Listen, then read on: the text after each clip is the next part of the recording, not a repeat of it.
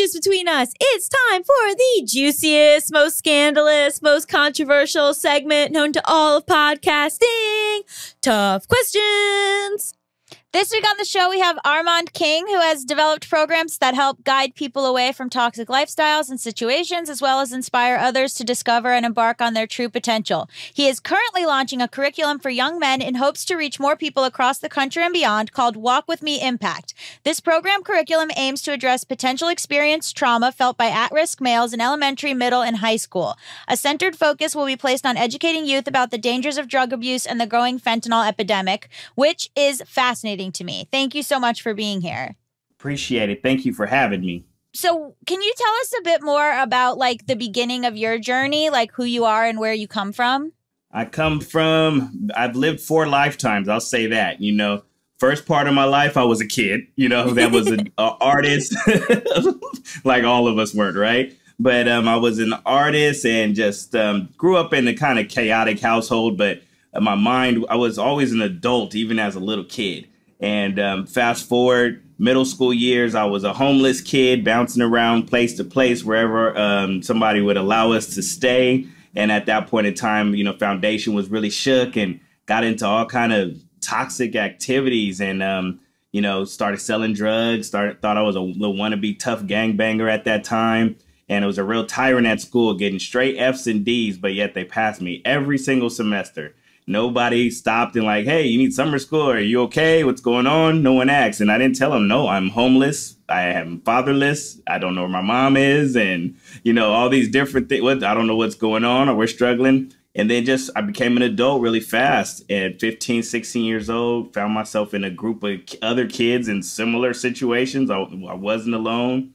Yeah, really just finished high school. I tell everybody I have a 6th grade education, although I did graduate from the school system, but they stopped teaching me in the 6th grade. Right. Yes, on my own from 17 years old. I had my own apartment. Junior year, senior year, graduated, but I was living on my own, paying rent. I was a grown man. And soon after, got into the cannabis industry that's now legal. But I got in and ended up going to prison for 10 pounds of weed, did 3 years in federal prison, first offense for something that's now on the stock market, and can't get that time back. But that's a whole nother podcast episode. We'll talk about that on another one. Yes, that's the early beginnings. I've been involved in all the wrong things, which, they consider me a lived experience expert now, from been engaged in human sex trafficking, engaged in drug sales, engaged in, violent activity. Luckily, out of 8 of my best friends, I'm one of 4 that's still alive. Most of my friends are dead. They've died from guns, died of a drug overdose. And I'm just lucky to be here. And for the past 12 years, not of my choosing, I didn't think I was going to be a community activist, youth leader, or anything of the sort. That was not my plan. I wanted to draw comic books and throw reggae concerts. But the universe had a whole nother plan and idea for me. And I fell into this work, and I've been just using my experience in the loss and the pain of the lives gone to help kids and adults, males and females, everybody, helping them to get their, to have a better life and not go down the same path I did. When did you realize that you could share your story and that could be useful to people? When a group of young folks came to me, ages 16 to 21, and I had no idea that they had been following in my wrong footsteps their whole life, were growing up the same way I did. And they were in the community I grew up in. They were, little brothers and of the girls I was dating, and, or me and my friends were, or around, just neighbors. And you don't pay attention to the 10-year-old in the neighborhood, and you're 17, 16. You could care less about that little kid. But to that little kid, you're their role model. And when I found out, as an older man, approaching 30 years old, around 30, that I had influence. So then I had lived where they hadn't lived already. I had about 10 years on them of experience. So just immediately, just from engaging and I understood where they were at because I had been there. So I think that was kind of where I recognized, and it's not like it's a different thing. You coach people who have not been, who may be following in your footsteps, or younger folks, period. If you've had an opportunity to live life, a little bit more. So I just so happen to live the same lifestyle of many of them. So I'm just able to, like, hey, if I know there's a roadblock right there because I went through it, I can tell you about it. If I know don't touch that fire, it hurts because I burnt myself. So it's just through lived experience. I'd love to talk more about the program that you're starting. And, something we've talked a lot about on this show is the value of prevention and how often we're trying to help clean up a mess after something has gone wrong. But is one of like the things that you're striving to do is just to get in there early, to avoid so much of the downfalls that happen to these kids that aren't getting the right support? 100%. So I've been doing this work for almost 12 years now, and I help prevent and then I help intervene and I help at the end when people are at their last rope, right? But it is I would rather someone not have to go through these rocky paths, not have to go through the chaos and the hurt and pain from the beginning. Because once you're dealing and helping someone who's been damaged, been hurt, been abused, been incarcerated for years, parts of their life missing, that it's sad. You still help those individuals. I was that individual, but if we could prevent that, if we can help a kid not to, to oftentimes, especially while I started this program for young men, there'll be other versions, faith-based version. There'll be a version for women, but I wrote it based on, it's called Walk With Me Impact. And it's what would I tell myself on a walk? So it's literally me talking to younger me in elementary, middle school, high school, and help you navigate through these things that unfortunately I had to go through it to grow through it. So, and with nobody really coaching, mentoring, 12 years old, I lost one of my first best friend to murder at 12, and never did an adult come to me like, are you okay? How are you doing? Can I help you? There was no therapy. My therapy was a bottle of Mad Dog 2020, blunt after blunt, whatever I could take to mask it, to stuff it. And then you do that over and over and over again without no release. So yeah, prevention. And then helping people, because you can't necessarily stop the things that are coming, but if you have someone there that can help you understand it, hold your hand through it, help you cope with it, and not just let it go. So now years go by and you got your baggage, trauma baggage, and then you have to deal with it as an adult when you finally realize, lived a little bit of life, like, dang, wish I'd have had some help. Or sometimes you don't even realize you needed help the whole time, and you're just out here bad acting and don't know why. It's interesting that you talked about like that nobody ever approached you and said, hey, are you okay? Or what's going on with you? Why are you getting these bad grades or anything like that? And after your friend's murder, nobody said, hey, are you okay? Is it as simple as like starting in first and second grade? Like, what exactly are you doing? Like, you go in and you're just like, hey, like if something's going on, there's someone for you to talk to, or like, what can you do that early for prevention? Right. So like with this curriculum, this program that I'm designing, it's not necessarily for me to use or a nonprofit for me, my nonprofit. This is for school districts, youth programs, juvenile detention all over the United States, Canada, whoever has these high risk, at risk youth, really for all youth, but it's aimed at that very, very delicate, vulnerable population of kids. And yeah, it starts in the first grade. There's different levels for the, middle school, elementary, high school. But in elementary school, yes, like sometimes just talking to the kid. And then as the person who's facilitating it, the mentor, the guide, you need to understand before you even approach that kid, how to approach that kid. What do you need to recognize within yourself? So there's a lot of training. There's a facilitator's guide that's teaching the mentor how to be a mentor. I've been in these programs and around programs, and they throw surveys at the kids, beginning, pre, mid, and post, to see how the kid elevated. But they don't survey themselves. Like, how did you do as a mentor? Are you any good? Should you go take a break? You know what I mean? So we have surveys for those mentors to make sure and honestly, make sure you're doing okay. Because a lot of these mentors, like myself, last year I lost 7 mentees, mostly to murder and second to overdose, fentanyl, so it's like I didn't have a check and balance for myself. I just kept working when I should have sat down for a minute, so a lot of these core ingredients are given to the kids, and it teaches the mentor, to answer your question, how to talk to that first grader, How do you help the first grader when that first grader loses a friend, when that first grader's getting abused, you know, and it's opening up, creating this safe space for the kids to talk about it, to learn about it, to even know how to recognize it. Because sometimes the kids are going through these traumas, and at the time they don't even recognize what they're going through. And it takes years sometimes, and they sit back and like, man, maybe my mom's boyfriend shouldn't have been treating me like that. Right.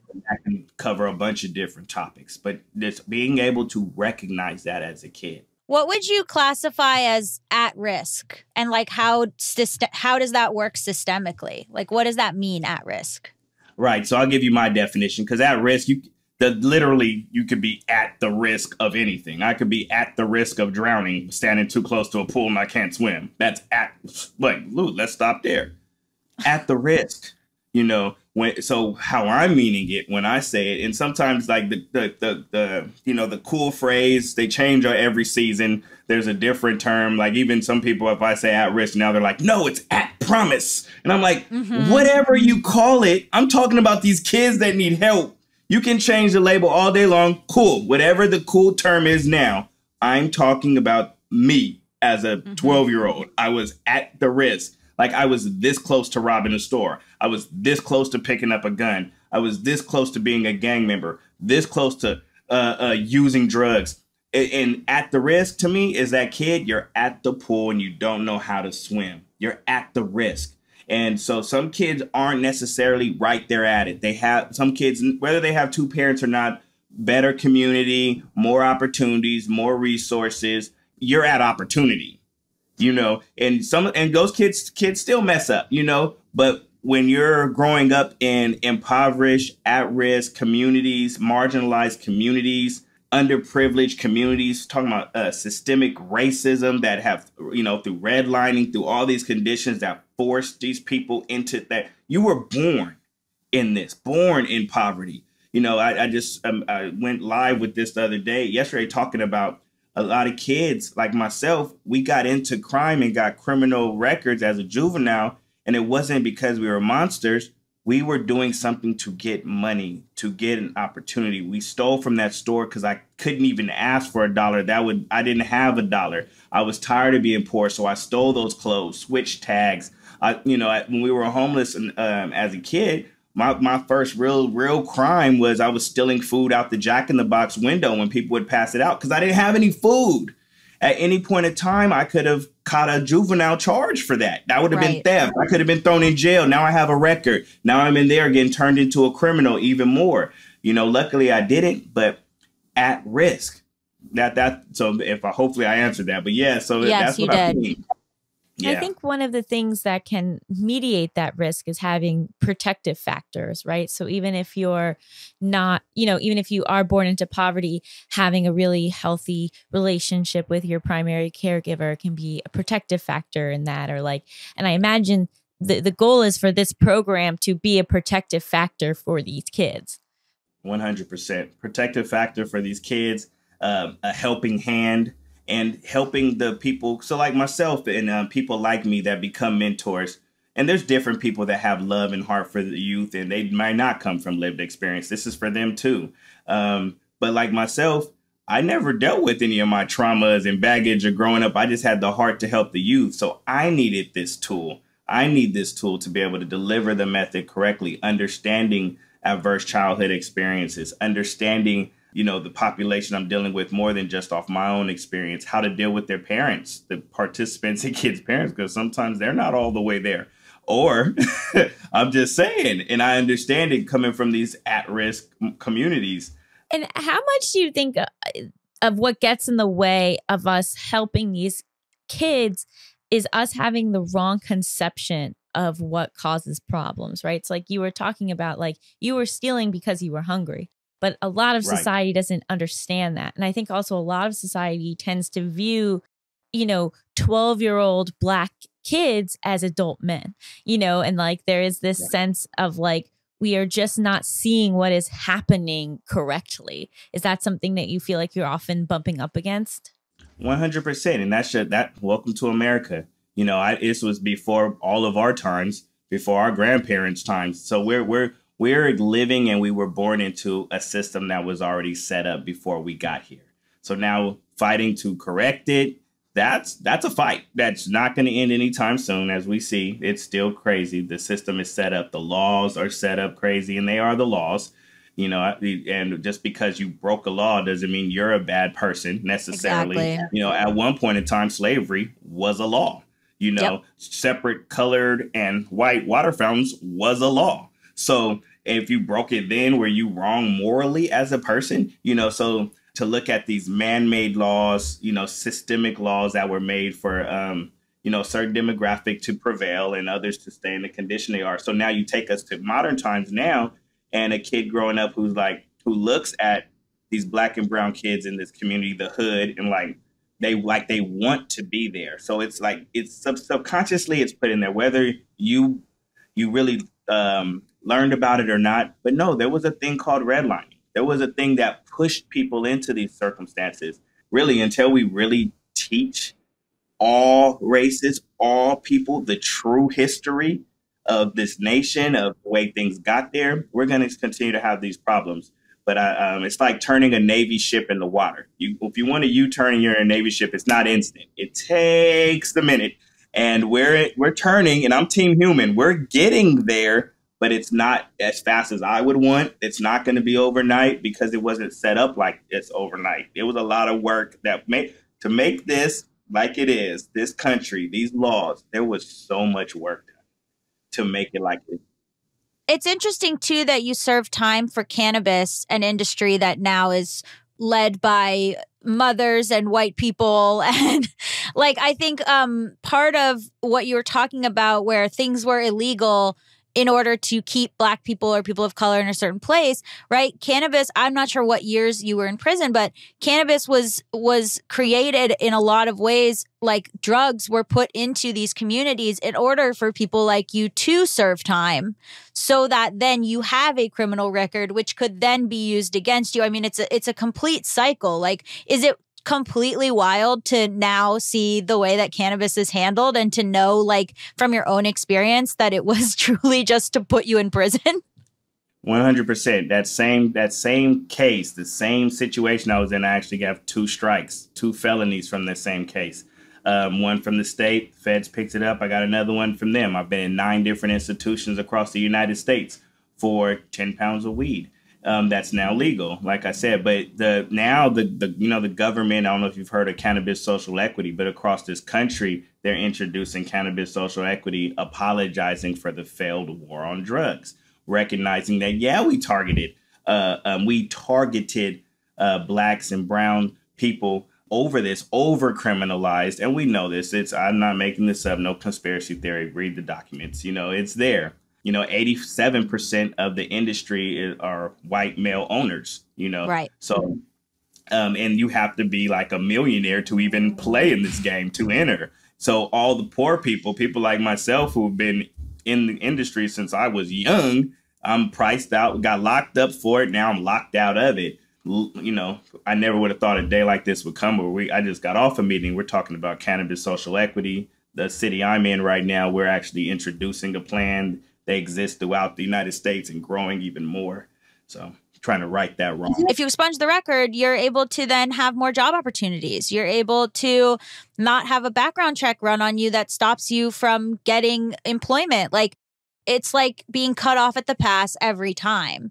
So, the idea of prevention is like something that I think people say, well, this is a lost cause, but it's not a lost cause. It's the fact that everything is set up along the way, even the districts of where the schools are, even, right. The amount of teachers, the payment of teachers, like it's hard. I mean, I know you're saying it's like a Navy ship turning around, but it must be so hard to be like, I'm working forward to these things that are purposefully being pushed back on. Like, it's not an accident. No, and it's sad. And I can tell you the truth, being in this fight, it makes you want to give up. It's like you're constantly fighting a brick wall. So on my end, I'm helping and fighting prevention, gang violence, drug use and abuse. And at the same time, I understand how it got there, why it's like this, like almost the setup and the trap for these young folks, for old folks. I see it clearly. And then you go and you wonder why. Like, I sit in these board meetings. I'm on the mayor's advisory board here in my city. I'm the chair of the Gang Intervention and Prevention Commission. And I see budgets and I see millions and millions going other places. And I was driving yesterday and thinking this to myself, honestly, they don't care. They don't care enough about these lives. When you care enough about a problem, you put your money into it. You invest into it. There are these community groups all over the United States that are doing this work on bare bones, scraping, begging, grant funding, barely scraping the surface. Watched the news yesterday and I see UCSD get 1 billion for research. I would love to do we need research on stuff, medical, things and stuff like that. But I bet some of that went to the Galapagos turtles. I bet some of that research went to how do we get slime off seal fins. I bet you some millions went to coral reef exploration. Like, we got enough of that. Can we save these lives? Have you seen those reefs? Hey, fuck those reefs. That's what I say. No, we do not take a hard anti-environment. You test first. Fuck them reefs. And I'm like, I'm so empathetic towards everybody and everything. No, for real. And I'm empathetic. Like, come on, somebody needs to fight for the seals. I get it. But I imagine it's frustrating. Yeah. But shit, I got kids dying, Yeah. We got a fentanyl epidemic that no one's barely talking about because it came from the pharmaceutical industry. It hadn't been something that poor black people created. Everybody be getting arrested right now. Yeah. No. Come on. You're not talking about fentanyl because who makes it? Yeah. Who makes fentanyl? Okay. The pharmaceutical companies. What do you do to get someone to replace, let's say like you want a kid to not get involved in gangs? What do? You're replacing it with like other activities or you have to. And education. Like what? So 100%. So it's not the gang that's the problem. The Republicans are a gang. The Democrats are a gang. The Omegas, the Psi, they're gangs. They're groups of people. The Chargers are a gang. The Rams are a gang. People as human beings, we want to belong. We have a natural inclination to want a desire to be accepted, to belong. Now you take these black and brown young youth that primarily are going into these gangs. They've been rejected. They don't have money for Little League. They don't have money for for Boy Scouts, for these other groups. They've been rejected by society. They've been talked about. They've been clowned by media subconsciously since they were born. They don't think they're worth anything. Now, all of a sudden, this group of kids in your neighborhood that claim whatever they claim, they love you. They accept you. You don't have to pay for entry. You don't have to do anything outside of having heart. Oh, I got that. Yeah, my pants are flooded. I got holes in my jeans, but I got heart. And the more heart you show, the more you're accepted. And now you got this violence in a fight that started a long time ago. And we won't get into where crack came from and that whole CIA stuff. Okay, anyway. But just read Gary Webb's reporting. That's all you need to know about the crack epidemic. Gary Webb. Oh, he's calling me. You said it, I didn't. Gary Webb. Yes, but so 100%. So I get it. So I'm fighting to get them to that replacement, find another activity. Accept them for who they are, because they're not monsters. They're doing what they're got conditioned to do. And there's no replacement. They say, stop gangbanging. Okay, now what?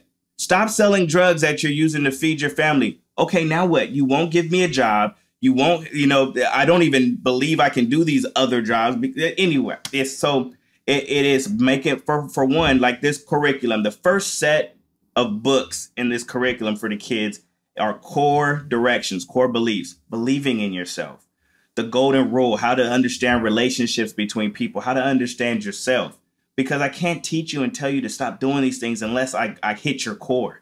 So that core is there first.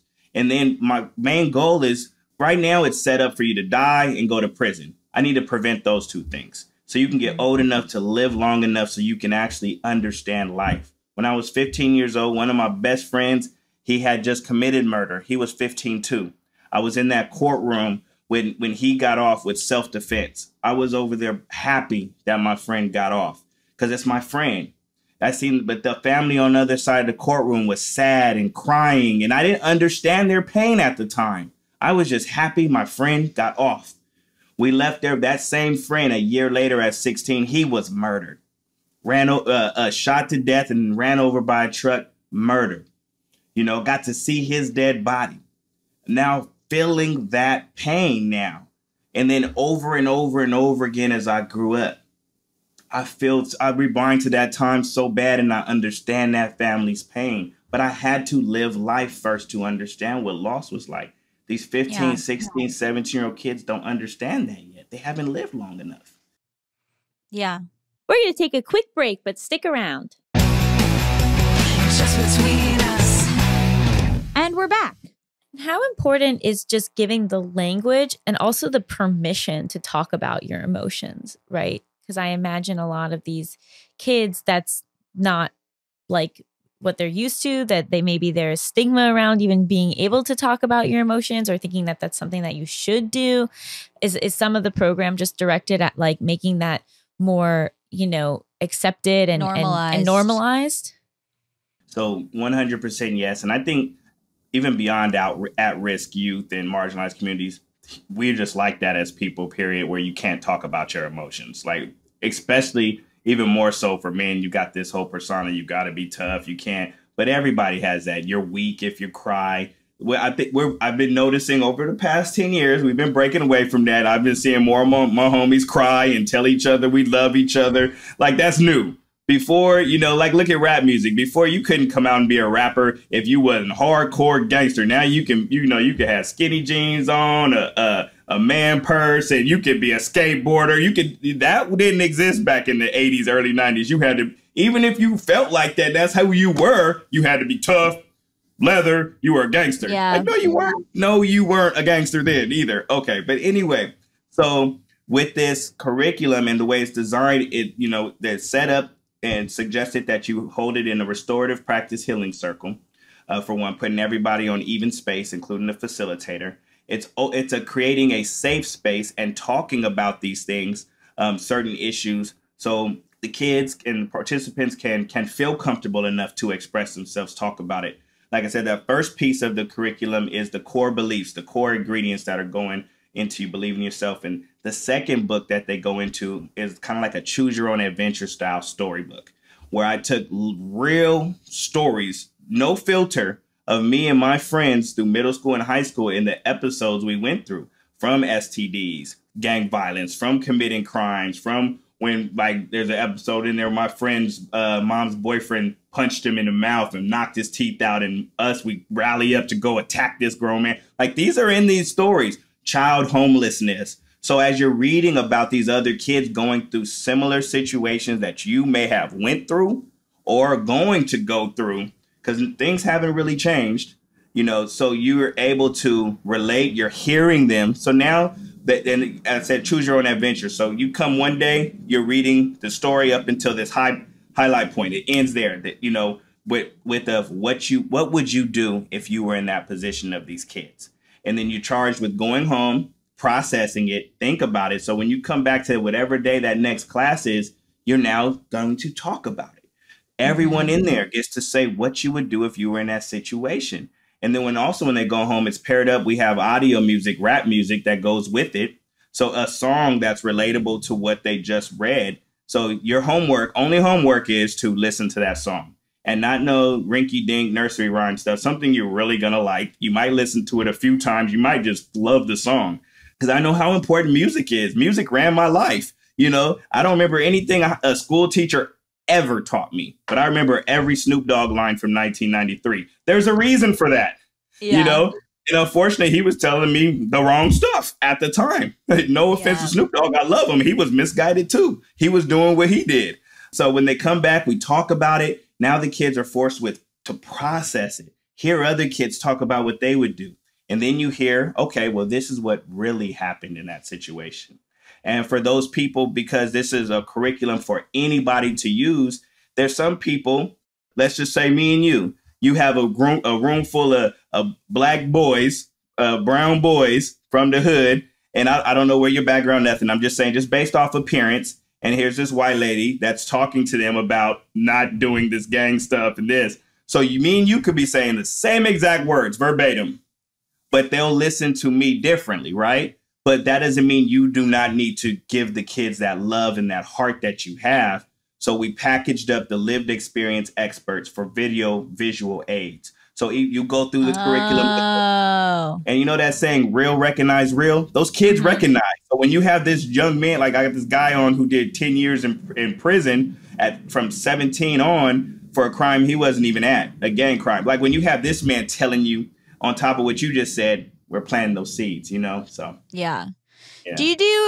How does it work with restorative justice in the sense of like, you know, it's tough because it's like, it'll be a young kid, maybe they'll commit a violent crime, there is a victim, but the kid is also a victim, it's a cycle.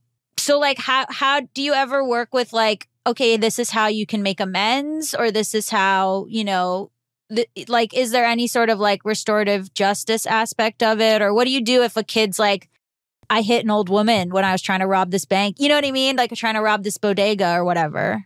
Right. So I've been there, and I know sometimes there's we're trying to prevent those situations from happening, period, with this curriculum. But say that happens. Like I know this majority of the time, these kids aren't monsters. There was no malice or ill intent. They got into what they got into. If there's a place, like I'll take that example, you hit this old lady, let's figure out how we can, you know, pay that back, if it's even an area, but through talking with her, talking with maybe her advocate, if there's a way to pay that back. But there are some crimes, some offenses that they need to go sit down for. You know, this isn't a free pass to go around and beat people up and hurt people and harm people. And now you have a free pass because, oh, I'm sorry, I grew up wrong.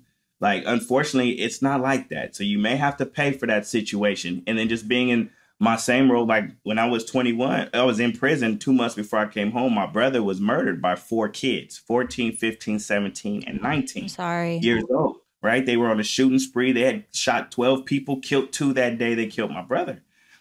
So these kids, you know, laws changed since that happened to where juveniles couldn't get charged as adults. They all had 100 years plus when they got tried. And then they got out, you know, they were able to get out. One of them got out and killed somebody else, you know, but he had been from 15 on, been turned into an animal in prison.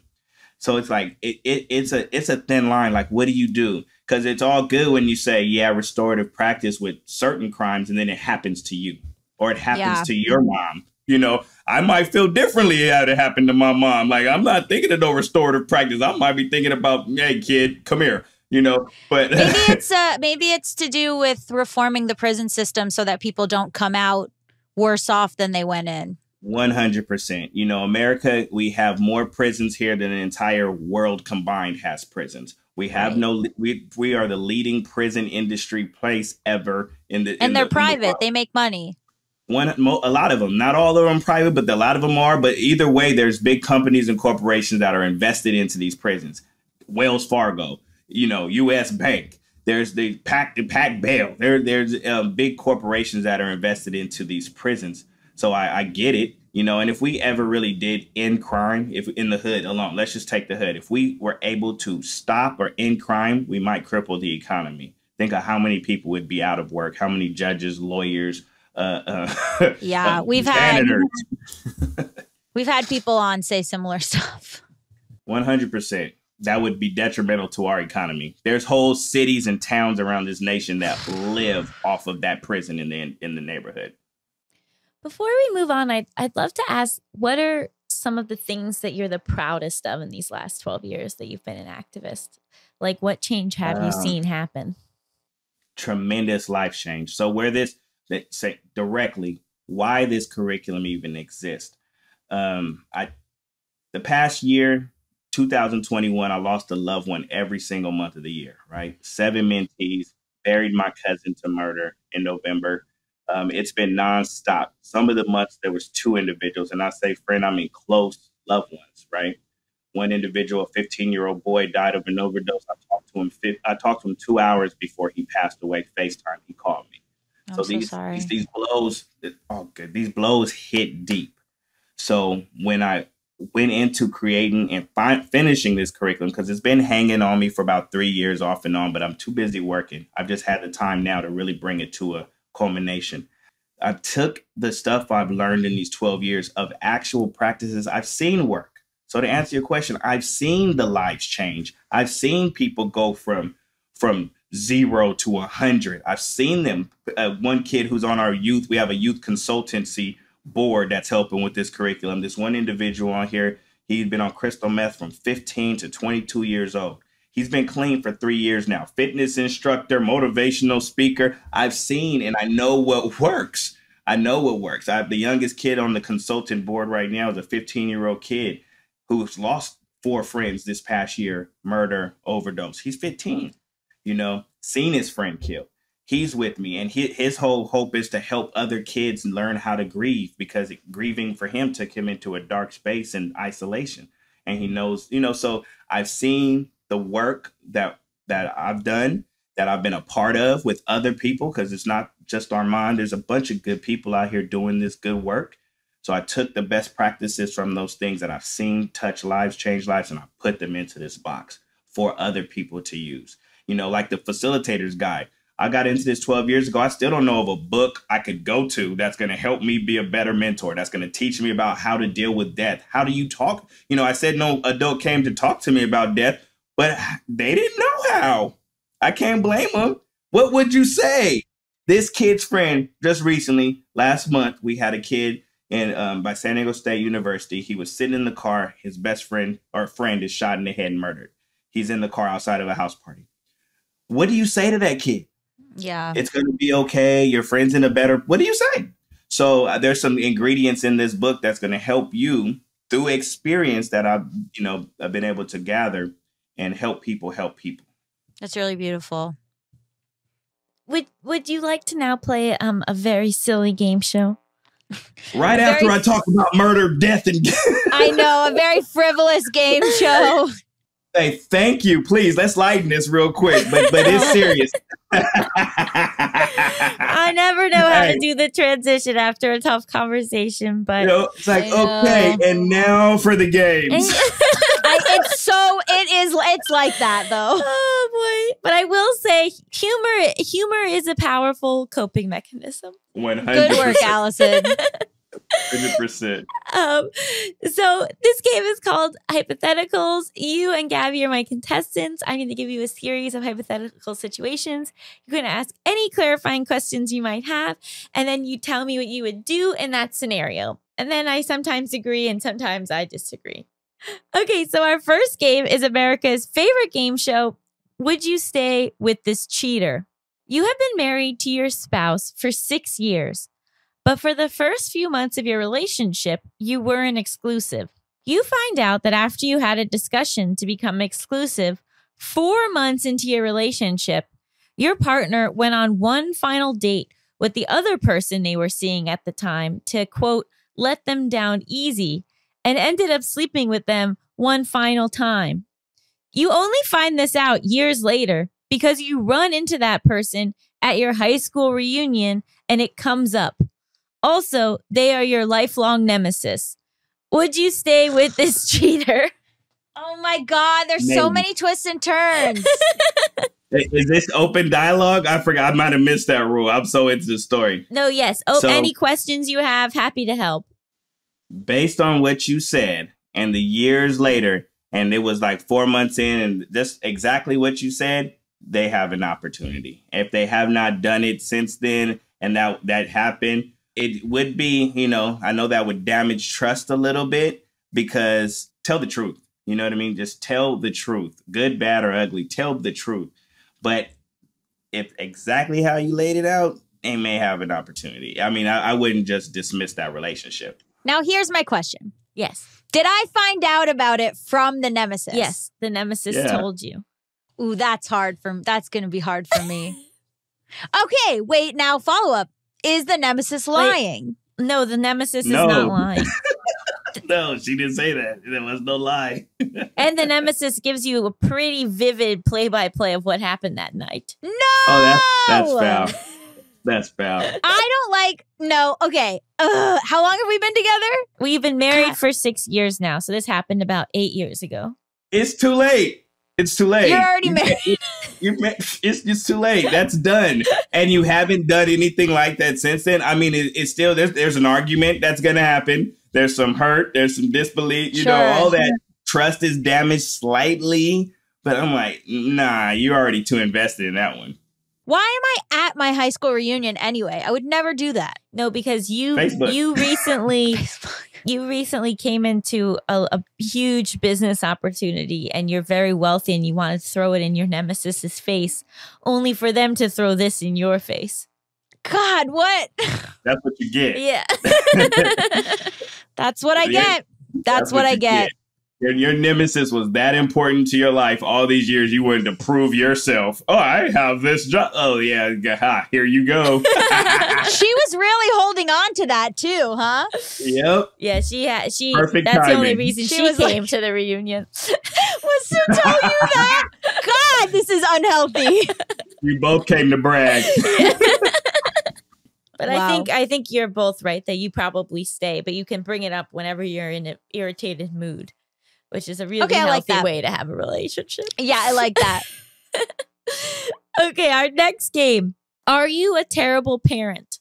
Your child, 8, is having a birthday pool party and really wants to have water guns.